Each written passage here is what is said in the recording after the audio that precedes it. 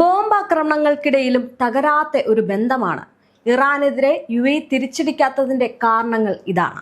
പശ്ചിമേഷ്യൻ രാഷ്ട്രീയത്തിൽ ഇറാൻ കേവലം ഒരു രാജ്യം എന്നതിലുപരി സഹസ്രാബ്ദങ്ങളുടെ സാംസ്കാരിക പൈതൃകമുള്ള ഒരു മഹാശക്തിയാണ്. മേഖലയിലെ ഏത് ചലനങ്ങളിലും ഇറാന്റെ സാന്നിധ്യം അനിവാര്യമാണ്. UAEയുമായിട്ടുള്ള ഇറാന്റെ ബന്ധം പരിശോധിക്കുമ്പോൾ രാഷ്ട്രീയമായിട്ടുള്ള വിയോജിപ്പുകൾക്കിടയിലും സാമ്പത്തികവും ഭൂമിശാസ്ത്രപരവുമായിട്ടുള്ള ഇഴയടപ്പും ഇരു രാജ്യങ്ങൾക്കുമിടയിൽ ശക്തമായിട്ട് നിലനിൽക്കുന്നുണ്ട്. മാത്രമല്ല, ഭൂമിശാസ്ത്രപരമായിട്ടുള്ള സ്ഥാനം ഇറാന് നൽകുന്ന മുൻതൂക്കം വളരെ വലുതാണ്. ലോകത്തിലെ എണ്ണ വ്യാപാരത്തിന്റെ സിരയായിട്ടുള്ള ഹോർമുസ് കടലിടുക്കിന്റെ നിയന്ത്രണം ഇറാന്റെ കൈകളിലാണ്. UAE ഉൾപ്പെടെയുള്ള ഗൾഫ് രാജ്യങ്ങളുടെ സാമ്പത്തിക ഭദ്രത ഈ ഒരു ജലപാതയെ ആശ്രയിച്ചാണ് നിലനിൽക്കുന്നത്. ഇറാന്റെ ഈ തന്ത്രപരമായിട്ടുള്ള കരുത്ത് ഗൗരവമായിട്ട് പരിഗണിക്കാതെ മേഖലയിൽ സമാധാനം അസാധ്യമാണ്.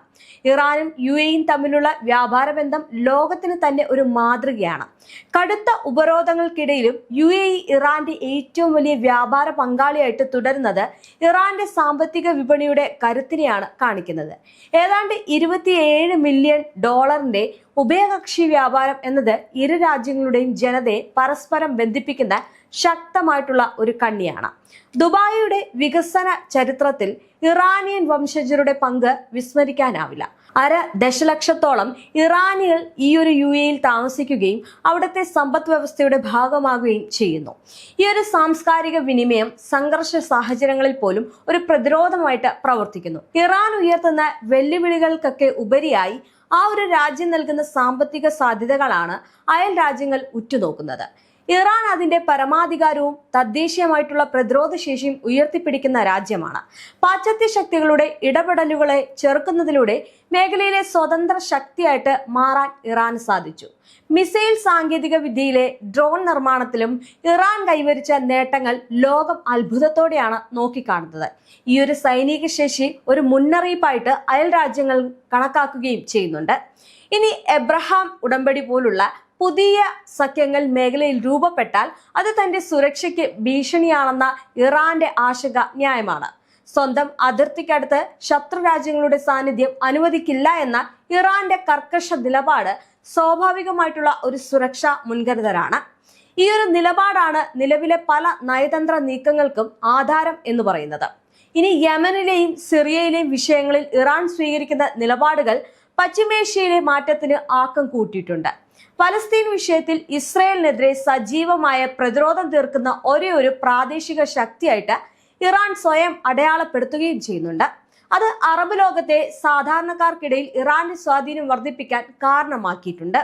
ചബഹാർ തുറമുഖം വികസിപ്പിക്കുന്നതിലൂടെ ഇറാൻ ലക്ഷ്യമിടുന്നത് ഏഷ്യയിലെ ഏറ്റവും വലിയ വ്യാപാര കേന്ദ്രമായിട്ട് മാറാനാണ്. ഇന്ത്യയുമായിട്ടുള്ള സഹകരണം ഇറാന്റെ ഈ ഒരു നീക്കത്തിന് കരുത്ത് പകരുന്നുണ്ട്. ഇത് UAEയുടെ ലോജിസ്റ്റിക് മേഖലയ്ക്ക് ഒരു മത്സരം നൽകുന്നുണ്ട് എങ്കിലും ദീർഘകാല അടിസ്ഥാനത്തിൽ ഇത് മേഖലയിലെ മൊത്തത്തിലുള്ള സാമ്പത്തിക വളർച്ചയ്ക്ക് സഹായിക്കും. ഇനി UAEയുടെ നിലവിലെ സമീപനം ഇറാന്റെ കരുത്തിനോടുള്ള ആദരവ് കൂടിയാണ്. ഇറാനുമായി നേരിട്ടുള്ള ഒരു യുദ്ധം UAEയുടെ ദശകങ്ങളായുള്ള സാമ്പത്തിക വളർച്ചയെ തകർക്കുമെന്ന് അബുദാബിക്ക് അറിയാം. അതുകൊണ്ടാണ് പ്രകോപനങ്ങൾക്കിടയിലും നയതന്ത്ര ചർച്ചകൾക്കും സാമ്പത്തിക സഹകരണത്തിനും UAE മുൻഗണന നൽകുന്നത്.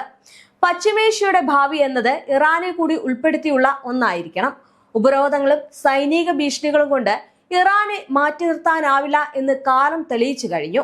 ദുബായിയുടെ ആകാശത്തെ മിസൈലുകളും ഡ്രോണുകളും കേവലം യുദ്ധമോ അല്ലെങ്കിൽ യുദ്ധോപകരണങ്ങളല്ല, മറിച്ച് തങ്ങളുടെ താല്പര്യങ്ങൾക്ക് അവഗണിക്കരുത് എന്നതിന്റെ ഇറാന്റെ ശക്തമായിട്ടുള്ള സന്ദേശം കൂടിയാണ്. ഇതിനിടയിൽ ഹോർമുസ് കടലിടുക്കിലെ ഉപരോധം നീക്കുന്നതുമായി ബന്ധപ്പെട്ട് ഇറാന് കടുത്ത മുന്നറിയിപ്പുമായിട്ട് അമേരിക്കൻ പ്രസിഡന്റ് ഡൊണാൾഡ് ട്രംപ് രംഗത്തെത്തുന്നുണ്ട്. അടുത്ത 48 മണിക്കൂറിൽ ഇറാൻ വഴങ്ങിയില്ല എങ്കിൽ വൻ സൈനിക നീക്കം നേരിടേണ്ടി വരുമെന്നാണ് അദ്ദേഹം വ്യക്തമാക്കിയിരിക്കുന്നത്. തന്റെ സോഷ്യൽ മീഡിയ പ്ലാറ്റ്ഫോമായിട്ടുള്ള ട്രൂത്ത് സോഷ്യലിലൂടെയാണ് ട്രംപ് ഈ നിലപാട് ഘടിപ്പിച്ചിരിക്കുന്നത്.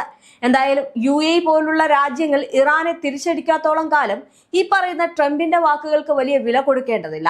കാരണം ഇതിനു മുമ്പ് ഹോർമുസ് കടലിടുക്കിനെ പറ്റി ട്രംപ് പറഞ്ഞ കാര്യം ഒരിക്കലും നടത്തിയിട്ടില്ല. അതുകൊണ്ട് തന്നെ വീണ്ടും വീണ്ടും പറയുന്ന കാര്യങ്ങളിൽ വലിയ രീതിയിലുള്ള വില കൊടുക്കാതിരിക്കുകയാണ് ഇറാൻ. എന്തായാലും നേരത്തെ നൽകിയിരുന്ന 10 ദിവസത്തെ കാലാവധി ഏപ്രിൽ 6 അവസാനിക്കാനിരിക്കെയാണ് ട്രംപിന്റെ ഈ ഒരു അന്ത്യശാസനം എന്ന് പറയുന്നത്. നിശ്ചയിച്ച സമയത്തിനുള്ളിൽ കടലിടുക്ക് തുറന്നില്ലെങ്കിൽ ഇറാന് മേൽ നരകം പെയ്തിറങ്ങും എന്നാണ് ട്രംപിന്റെ ഭീഷണി. അതേസമയം മേഖലയിലെ സംഘർഷം കുറയ്ക്കുന്നതിനായിട്ട് പാകിസ്ഥാൻ നടത്തുന്ന മധ്യസ്ഥ ശ്രമങ്ങളോട് സഹകരിക്കാൻ തയ്യാറാണെന്ന് ഇറാൻ വിദേശകാര്യമന്ത്രി സയ്യിദ് അബ്ബാസ് അരാഗ്ചി അറിയിക്കുകയും ചെയ്തു. എന്തായാലും ഇത്തരം നീക്കങ്ങൾ നടക്കുമ്പോഴും UAE പോലുള്ള രാജ്യങ്ങളിൽ നിന്ന് വലിയൊരു തിരിച്ചടി വരുന്നില്ല എന്നതാണ് അമേരിക്കയും ഇസ്രായേലിനെയൊക്കെ ഏറ്റവും കൂടുതൽ ചൊടിപ്പിക്കുന്നത്. കാരണം യുദ്ധം ചെയ്യാൻ ഇറങ്ങിയതും ഒറ്റയ്ക്കാണ്. എന്നാൽ ആ യുദ്ധത്തിൽ തോൽക്കുന്ന അവസ്ഥ ഇറാന്റെ ഭാവിയിൽ കാണുന്നില്ല എന്നത് അമേരിക്കയ്ക്കും ഇസ്രായേലിനും മനസ്സിലായിട്ടുണ്ട്. അതുകൊണ്ട് തന്നെ അവരെ തീർക്കുക എന്ന് പറയുന്നത് അത്ര എളുപ്പമല്ല എന്ന് ഈ പറയുന്ന അമേരിക്കയ്ക്കും ഇസ്രായേലിനും മനസ്സിലായി.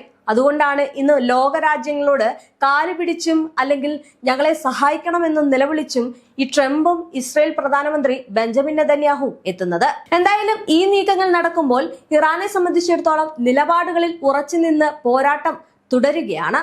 ഇതാണ് ഇന്ന് പശ്ചിമേഷ്യയെ വിറപ്പിക്കുന്നത്.